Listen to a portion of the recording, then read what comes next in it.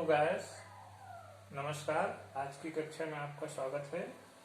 तो इसके पहले क्लास में हमने अपवर्तक निकालना और विभाज्यता के नियम, इन दो चीज़ों पर हम इस अध्याय से संबंधित चर्चा किए थे। आज हम इसी को बढ़ाते हुए और आगे की चर्चा करेंगे। तो जैसे मैंने कहा कि हमने अपवर्तक निकालना सीखे थे, चलिए आज उसी पर थोड़ा सा और वही शुरू करते हैं। देखिए, जैसे मान लीजिए हमारे पास तीन ठो संख्या है, 24 ले लेते हैं। 24, 36 और 60। अब ये जो 24, 36 और 60 है, इनका अपवर्तक लिखते हैं। अपवर्तक का मतलब मैंने बताया था कि अपवर्तक माने होता है गुणनखंड।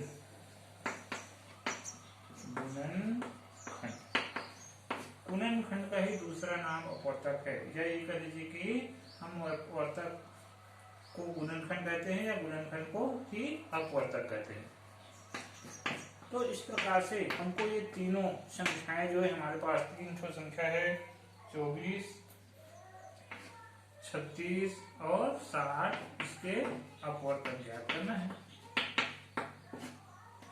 या गुणनखंड ज्ञात करना है। यहाँ पर लिखते हैं गुणनखंड या अपवर्तक। तो चलिए, अब 24 के अपवर्तक या गुणनखंड, तो गुणनखंड के लिए मैंने बताया था अपवर्तक के लिए कि वो संख्याएं जिनसे दी गई संख्याएं भाग जाती है, वो सभी संख्याएं जिनसे दी गई संख्या, जैसे यहाँ पर दी गई संख्या हमारे 24 है, तो ये जो 24 है किन किन संख्याओं से भाग जाती है? 1 से भाग जाता है, 2 से जाता है, 3 से, 4 से, 6 से, फिर 6 के बाद ये 8 से, फिर 12 से और फिर 24 से। इस प्रकार से भाग जाएगा। तो ये जो सारी संख्या जो हमने लिखा है, 1, 2, 3, 4, 6, 8, 12 और 24, ये पूरी की पूरी संख्या जो है इस 24 के अपवर्तक या गुणनखंड कहलाते हैं। अब मैंने लिख तो दिया, ये इनसे भाग जाएगा, लेकिन कैसे भाग जाएगा ये पहचानना मैंने इसके पिछले क्लास में बताया था। एक से तो सभी संख्या भाग जाती ही है, चाहे वो कोई भी संख्या हो। 2 के लिए मैंने बताया था, जो 10 ठो नियम बताया था, इसमें 2 के लिए इकाई के अंक को देखना। इकाई देखो, 24 का इकाई 4 है, 4 2 से भाग जाता है, माने पूरी 24 जो है वो 2 से भाग जाएगा। 3 के लिए मैंने कहा था, 3 और 9 के लिए ये अंकों का जोड़ जो है वो अगर 3 से भाग जाएगा, पूरी संख्या 3 से भाग जाएगी। या 9 से अगर जोड़ भाग जाता है, पूरी संख्या 9 से भाग जाती है। तो देखो 3 के लिए देखो, ये दोनों को जोड़ लेते हैं, 2 3 4 होता है, 6 6 3 से भाग जाता है, माने 24 3 से भाग जाएगा। 4 के लिए मैंने कहा कि दोनों अंक मिलाकर के जो संख्या, यहाँ पर 2 अंक है, 2 और 4 इनसे बनी संख्या 24 जो है 4 से भाग जाता ही है। 6 के लिए मैंने बताया था कि यदि कोई संख्या 2 से भी भाग जाए और 3 से, यहाँ पर देखो 24 2 और 3 दोनों से भाग जा रहा है, तो अगर वो कोई भी संख्या 2 और 3 दोनों से भाग जाए तो 6 से भी भाग जाएगा। क्योंकि 24 2 से भी भाग जा रहा है और 3 से भी भाग जा रहा है, मानिए 6 से भी भाग जाएगा। 8 से भी ये भाग जाता है, 12 से भी ये भाग जाता है, 12 कम 12 12 में 24 और 24 ऑलरेडी 24 से भाग जाता है एक बार। तो इस प्रकार से हमने 24 के अपवर्तक माने गुणनखंड निकाल दी। इसी प्रकार 36 के गुणनखंड निकालते हैं। 36, ये भी 1 से सभी संख्या भाग जाती है, चाहे वो 36 हो चाहे वो 60 हो, तो सभी के लिए 1 लिख देते हैं। 2 से भी भाग जाएगा, 36 भी 2 से भाग जाएगा, 3 से भी भाग जाएगा, 4 से भी भाग जाएगा, 5 से नहीं जाएंगे, 6 से जाएगा, 7 से नहीं जाएगा, 8 से नहीं जाएगा, 9 से भी नहीं जाएंगे, 10 से भी नहीं जाएंगे, 11 से भी नहीं जाएंगे, 12 से जाएगा, फिर ये 18 से जाएगा और उसके बाद ये 36 से।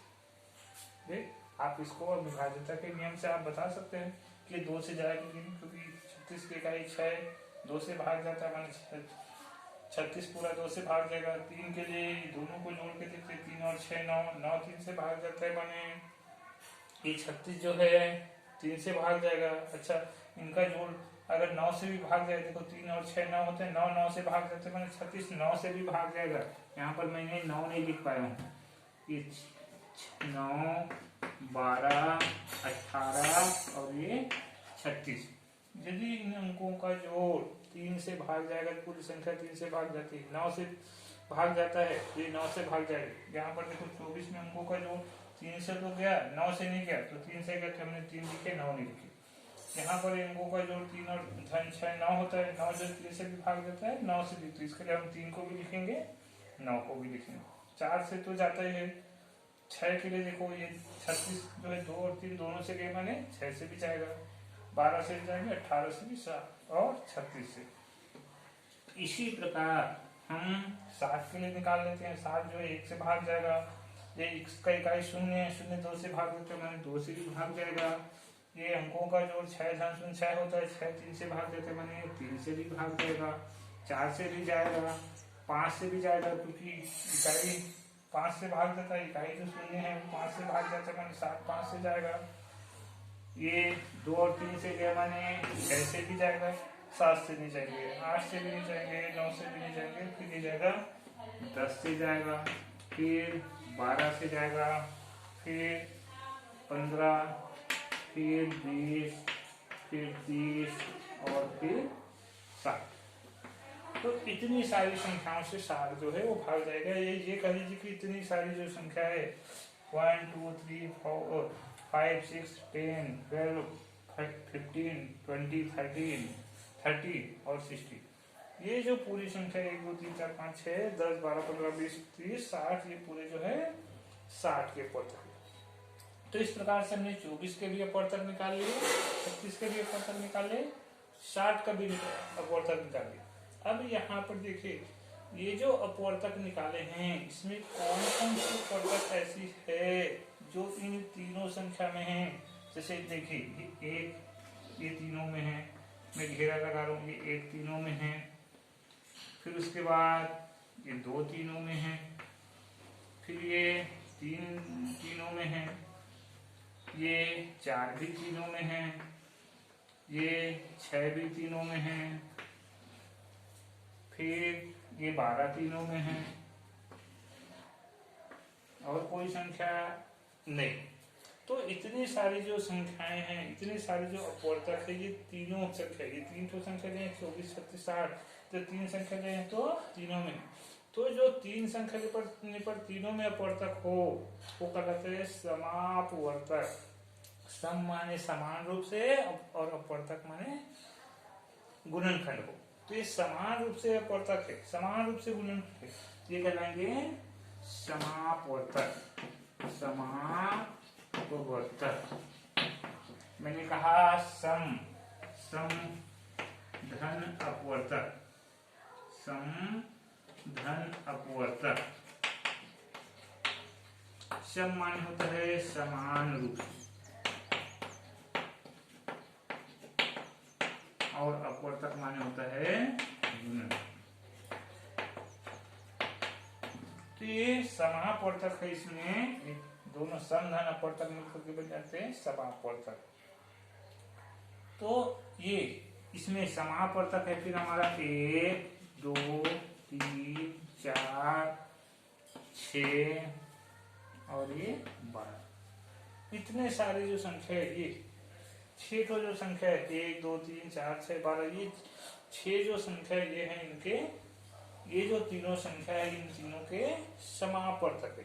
अब ये जो समापवर्तक मैंने निकाला उसमें देखिए ये 1 से लेकर के जो 12 तक आए हैं, 1 2 3 4 6 12, ये जो समापवर्तक है इन समापवर्तकों में देखिए सबसे बड़ी समापवर्तक आपका ये 12 है, और सबसे बड़ी को कहा जाता है ये सबसे बड़ी, सबसे बड़ी। ठीक, तो बड़ी को गणित की भाषा में कहा जाता है महत्तम, और सबसे बड़ी माने होता है महत्तम। महत्तम माने होता है सबसे बड़ी, महत्तम माने होता है बड़ा, और महत्तम माने सबसे बड़ा, माने उससे बड़ा और नहीं हो सकता है, छोटा भले हो सकता है। जैसे देखिए यहाँ पर देखिए ये 12 जो है वो सबसे बड़ा, इससे ज्यादा और नहीं हो सकता, और इससे ज्यादा है ही नहीं, उससे छोटा भले हो सकता है, इससे छोटा माने जैसे 6 है 4 है 3 है 2 है 1 है, ये सब छोटे हैं। तो यहाँ पर हमको महत्तम समापवर्तक ज्ञात करना है। तो इस प्रकार से मैंने बताया, मेरे बताने का मतलब यह है कि महत्तम समापवर्तक का मतलब क्या होता है। महत्तम माने होता है सबसे बड़ा, और सम माने समान रूप से, और अपवर्तक माने गुणनखंड। तो इस प्रकार से महत्तम समापवर्तक, महत्तम समापवर्तक, महत्तम समापवर्तक का मतलब होता है महत्तम माने सबसे बड़ा, समापवर्तक माने समान रूप से, गुणनखंड। तो सबसे बड़े समान रूप से गुणनखंड, ये देखिए तीनों में सबसे बड़ा समान रूप से गुणनखंड आया है 12। तो इस प्रकार से महत्तम समापवर्तक निकालते हैं। तो मेरे बताने का मतलब ये था कि आज हमको इसी प्रकार के जो महत्तम समापवर्तक है उसी के बारे में पढ़ना है। महत्तम समापवर्तक माने अगर 2 ठो संख्या दी गई है, या 3 ठो दी गई है, या 4 ठो दी गई है, तो उनके जो सबसे बड़े जो गुणनखंड है जो सभी में है, पहले में, दूसरे, तीसरे, चौथे, जितने भी संख्या थे सभी में, ऐसे गुणनखंड का हमको चुनाव करना है। तो महत्तम समापवर्तक इस प्रकार से निकालना। तो आज का हमारा टॉपिक है महत्तम समापवर्तक, महत्तम समापवर्तक।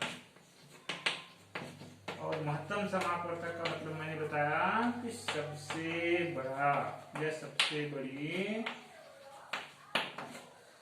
समापवर्तक माने समान गुणनखंड, गुणनखंड, इसको हम कहते हैं महत्तम समापवर्तक। सबसे बड़ा मान उससे बड़ा नहीं, छोटा हो सकता है लेकिन बड़ा नहीं हो सकता।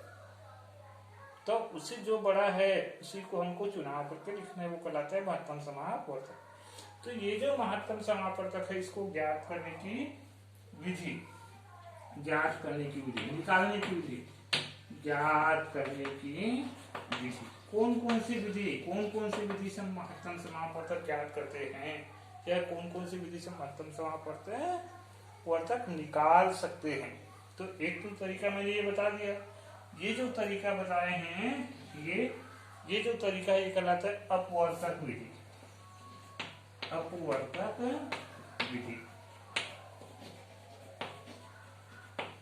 अपवर्तक विधि। अपवर्तक माने गुणनखंड विधि, क्योंकि देखो यहाँ पर हमने सबका गुणनखंड निकाले हैं। ये 24 का गुणनखंड निकाले हैं, 36 का गुणनखंड निकाले हैं, 60 के भी गुणनखंड निकाले हैं।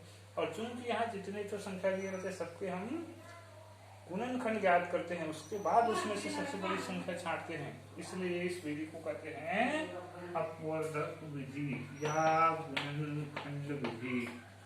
इसी को कह सकते हैं गुणनखंड विधि। ये पहला विधि, पहला तरीका जो इस प्रकार से। दूसरी विधि होती है अभाज्य गुणनखंड विधि। अब देखिए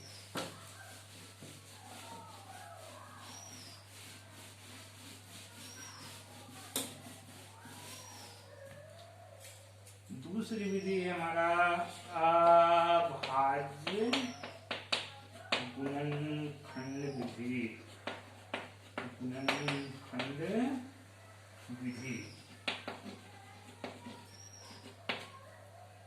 पहला विधि था हमारा गुणनखंड विधि। गुणनखंड विधि माने हम जितने भी संख्या दी उसके सम गुणनखंड निकालते। अब भाई जैसे गुणनखंड निकालते तो अभी हमने देखा 24, 36, 60 का जब गुणनखंड निकाले तो किसी में हम जैसे 24 का आया तो 1 आया, 2 आया, 3 आया, 4 आया, 6 आया, 8 आया, फिर 12 आया, 24 आया। माने हमको इतने सारे गुणनखंड निकालने पड़ते हैं, बहुत सारे गुणनखंड निकालने पड़ते हैं एक बार। इसमें बड़ी बड़ी संख्या भी आती है, जिसका कई बच्चे जो हैं सामान्य बच्चे थोड़ा सा उससे कम हैं, कमजोर स्थिति के हैं पढ़ाई में, उन बच्चों को पढ़ा पढ़ने में भी असुविधा होती है।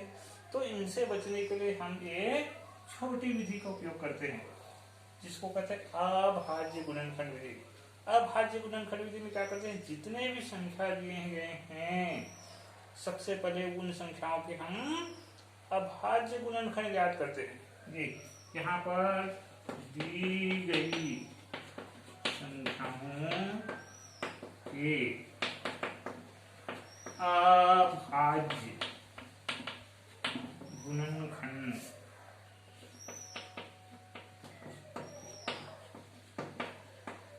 याद करते हैं।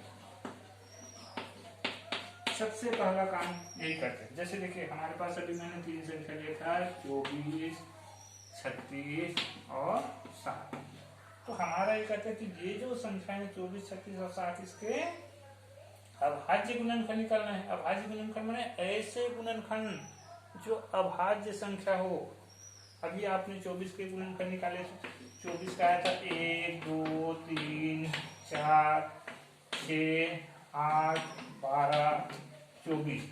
ये इतने सारे गुणनखंड आए थे। तो बताइए क्या ये सारी की सारी संख्याएं जो गुणनखंड है, ये सारे गुणनखंड जो अभाज्य हैं? एक को तो हम लेते ही नहीं। एरिस्टोस्थनीज की छड़ी पढ़े हैं, उसमें अभाज्य संख्या हमने देखे हैं। अभाज्य संख्या में आता है 2, 2 का मतलब आता है 3 आता है। मतलब ऐसी संख्या जो स्वयं के अलावा किसी अन्य से भाग नहीं जाता, उसको हम अभाज्य संख्या कहते हैं। तो यहाँ पर अभाज्य गुणनखंड में हमको ऐसी संख्या मिलना चाहिए जो स्वयं के अलावा किसी से भाग न जाए। ऐसी छोटी छोटी संख्या प्राप्त होनी चाहिए। जैसे हमारा है 2 या 3 या 5 भी अभाज्य होते हैं। यहाँ पर देखो 4 जो है अभाज्य नहीं है, क्योंकि 4 में 2 का भाग जाता है। 6 भी अभाज्य नहीं है, क्योंकि उसमें 3 का भाग जाता है, 2 3 6 होते हैं। 8 भी अभाज्य नहीं है, 2 चौक 8 होता है। 12 भी अभाज्य नहीं है। तो हमको ये जो है 4, 6, 8, 12 इस तरह की संख्या नहीं मिलना चाहिए, बल्कि 2 है, 3 है, 5 है, 7 है, 11 है, 13 है, 17 है। इस प्रकार की जो संख्या है वो उस प्रकार की संख्या वाले हमको गुणनखंड चाहिए। क्योंकि हमको 2 का पहाड़ा आसानी से पढ़ सकते हैं, 3 का पहाड़ा आसानी से कर सकते हैं। तो इस प्रकार से अभाज्य गुणनखंड विधि में हम इन सबके हमको अभाज्य गुणनखंड निकालना। और अभाज्य गुणनखंड निकालने हम पिछले क्लास में हम पढ़े हैं। पिछले क्लास माने मेरे इस साल के जो 6वीं कक्षा के इसके पहले जो क्लास लिया हूँ अभी, उसमें पढ़े हैं। तो चलिए एक बार और देखते हैं अभाज्य गुणनखंड कैसे निकालते हैं। इसके लिए मैंने कहा कि इसको छोटी छोटी अभाज्य संख्याओं से भाग देना है। अब अभाज्य संख्या के लिए देखो विभाज्यता के नियम पढ़े हैं। ये देखो ये 2 से भाग जाएगा, क्योंकि इसके इकाई 4 है, 4 2 से भाग जाता है, मैंने 24 2 से भाग जाएगा, 2 1 2 2 2 4। फिर ये 12 की इकाई 2 है, मैंने फिर ये 2 से जाएगा, 2 6 12। ये 6 2 से जाता है, 2 3 6। अब ये 3 जो है 2 से नहीं जाता, ये 3 से जाता, तो 3 एकम 3। तो इस प्रकार से हमने 24 के गुणनखंड निकाल दिए। 24 के गुणनखंड हो जाएगा आपका 24 बराबर ये। इसको गुणनखंड माने गुना के रूप में खंड खंड करके लिखना है, छोटे छोटे भाग लिए। पहला संख्या है 2, फिर गुना में लिखने माने गुणित 2, फिर तीसरा है आपका गुणित 2, फिर चौथा है आपका गुणित 3। इस प्रकार से हमको अभाज्य गुणनखंड निकाल देना। इसी प्रकार 36 का निकालेंगे। देखो इसका इकाई 6 2 से भाग जाता है, मैंने 36 2 से भाग जाएगा। चलिए भाग देते हैं, 2 एकम 2 2 6 16। फिर 18 की इकाई में 8 है, मैंने फिर ये 2 से भाग जाएगा, 2 9 18। अब ये 9 जो है 2 से भाग नहीं जाता, ये 3 से जाएगा, 3 3 9। फिर ये 3 से 3 एकम 3। तो 36 का 2 गुणित 2 गुणित 3 गुणित 3। ये गुणनखंड माने गुना के रूप में। ये देखो गुना के रूप में इसको छोटे छोटे खंडों में बांट दो, 1 2 3 4।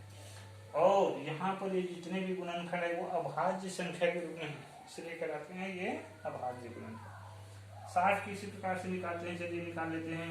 ये 60 2 से भाग जाएगा, क्योंकि इकाई शून्य 2 से भाग जाते हैं, 60 जाएगा 2 से। तो 2 3 2 शून्य, फिर 2 से जाएगा ये, क्योंकि इसका इकाई शून्य है। 2 एकम 2, 1 बचा शून्य, 10 हो गया, 2 5 10। अब देखिए इसका इकाई 5 5 2 से भाग नहीं जाता, मान 15 जो है वो 2 से भाग नहीं जाएंगे। इसको जोड़ के देखते हैं, 1 और 5 6 6 3 से भाग जाता है, माने 15 3 से भाग जाएंगे, 3 5 6 15। अब देखो ये 5 जो है वो 5 से जाएगा, 5 से कम 5। तो 60 की अभाज्य गुणनखंड आया 60 बराबर ये 2 2 3 5। इसको गुना के रूप में 2 गुणित 2 गुणित 3 गुणित 5। तो इस प्रकार से हमने तीनों के अभाज्य गुणनखंड निकाल दे। अब यहाँ पर हमको समापवर्तक निकालना है। समापवर्तक माने समान रूप से वाला गुणनखंड, अपवर्तक माने गुणनखंड। तो इन तीनों, ये जो तीन तो संख्या है 24, 36 और 60, इस तीनों में समान रूप से क्या क्या है देखिए। ये दो तीनों में है, ये दो भी तीनों में है, ये तीन जो है ये तीनों में है, ये तो यहाँ पर लिख अतः महत्तम समापवर्तक बराबर, महत्तम माने सबसे बड़ी हमको निकालना है, और समापवर्तक माने समान रूप से गुणनखंड। तो समान रूप से गुणनखंड ये तीनों में समान रूप से आया है 2, फिर उसके बाद फिर 2 आया है, फिर उसके बाद ये 3 है। चलिए इसका गुना कर देते। तो 2 दूनी 4, 4 और 3 12 DC से हवा, यही हमारा उत्तर है। तो इस प्रकार से हम अभाज्य गुणनखंड विधि से इस प्रकार से हम गुणनखंड निकालते हैं, सॉरी इस प्रकार से हम महत्तम समापवर्तक निकालते हैं। ये है हमारी दूसरी विधि। एक तीसरी विधि है, इसको हम कहते हैं भाग विधि। वो किस प्रकार से उसमें महत्तम निकालते हैं वो भी देख लीजिए।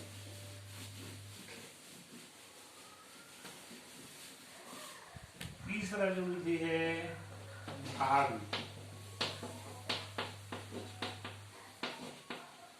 भाग विधि में करते क्या हैं, सबसे छोटी संख्या,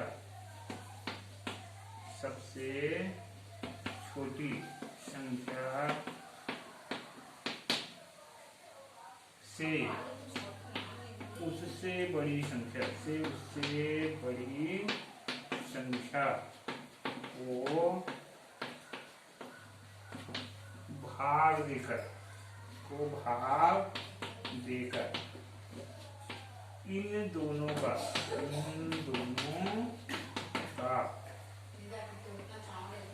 महत्तम समापवर्तक ज्ञात करते हैं।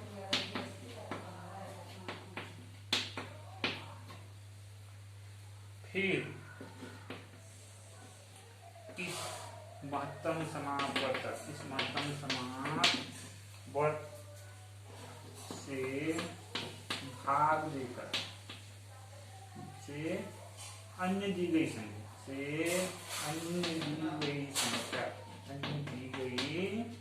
संख्या को भाग देकर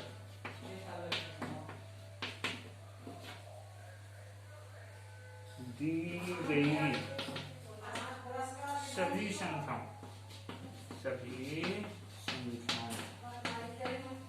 का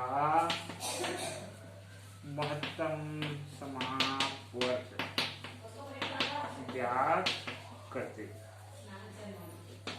अब देखिए इसको मैंने क्या लिखा है, उसको सीधे एग्जाम्पल से लेके चलते हैं।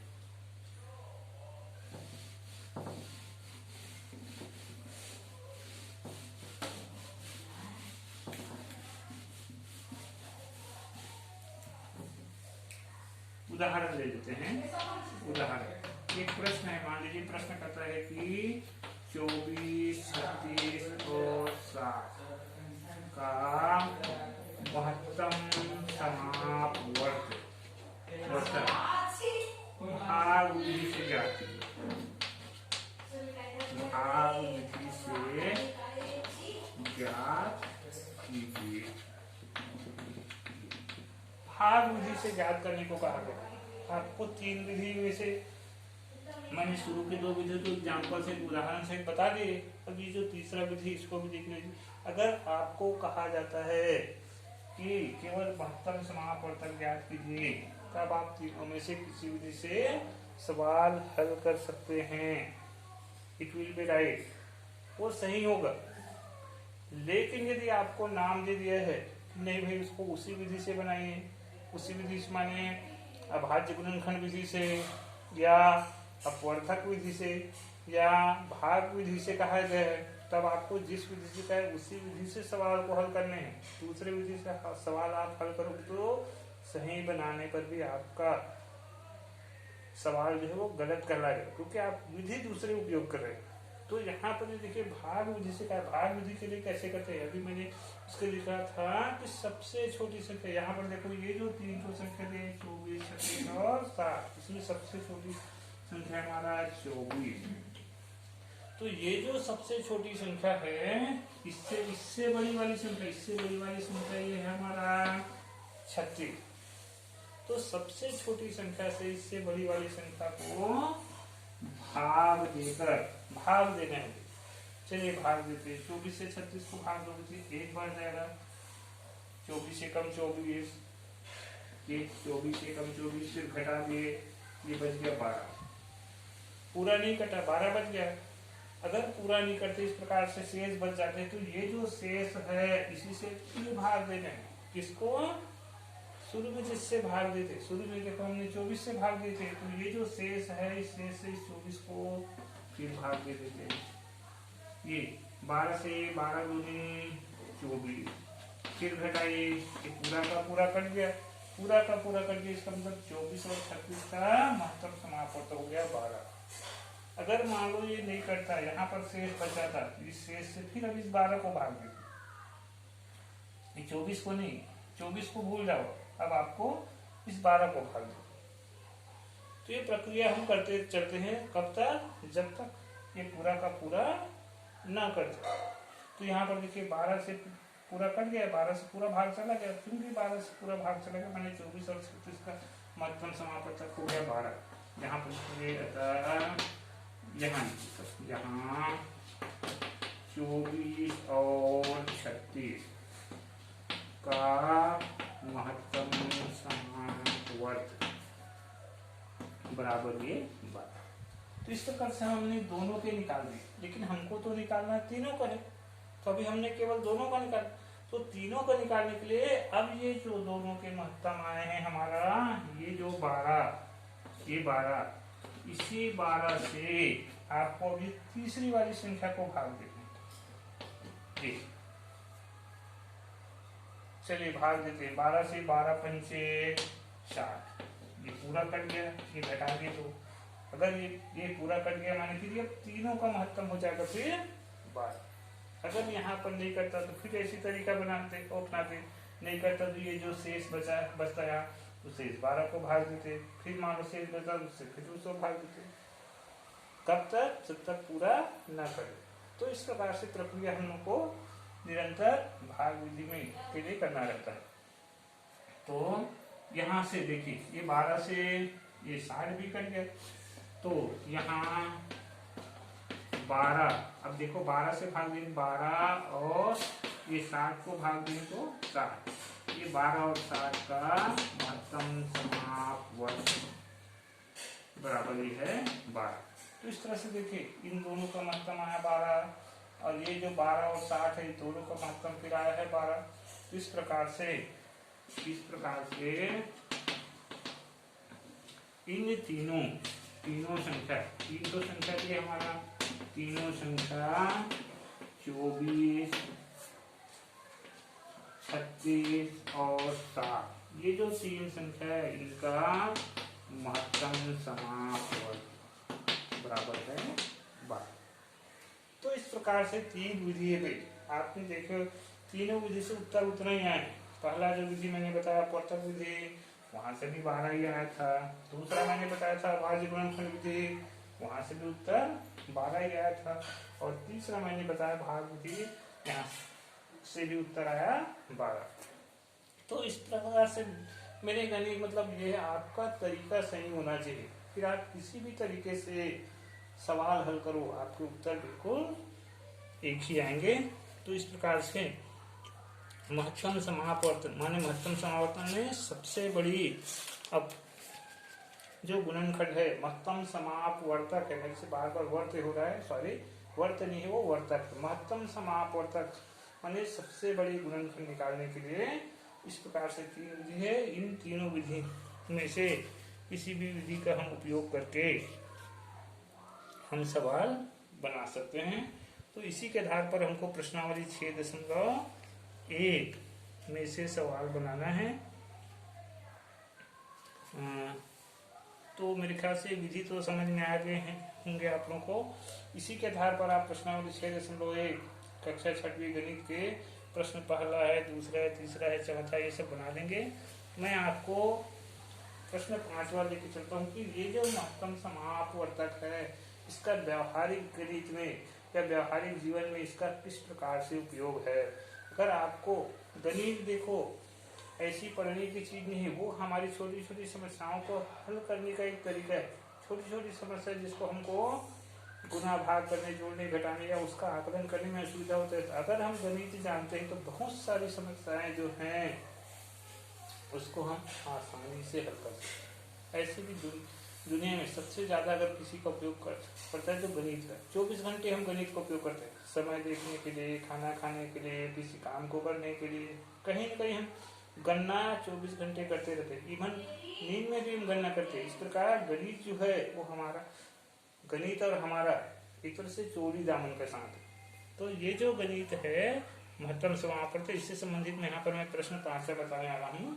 देखिए प्रश्न 5वां लेकर चलते हैं। प्रश्न कहते हैं 2 छोटे टैंकरों में क्रमशः 85 और 68 लीटर पेट्रोल आता है।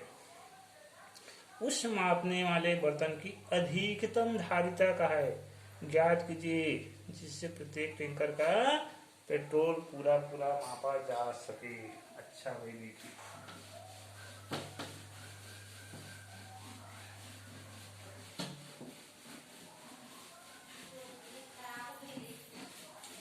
हमारा प्रश्न कह रहा है, एक बार फिर से प्रश्न पर चलते हैं। प्रश्न क्वेश्चन नंबर 5 है। प्रश्न कहता है कि 2 छोटे टैंकरों में क्रमशः 85 और 68 लीटर पेट्रोल आते हैं। 85 और 68 लीटर का है।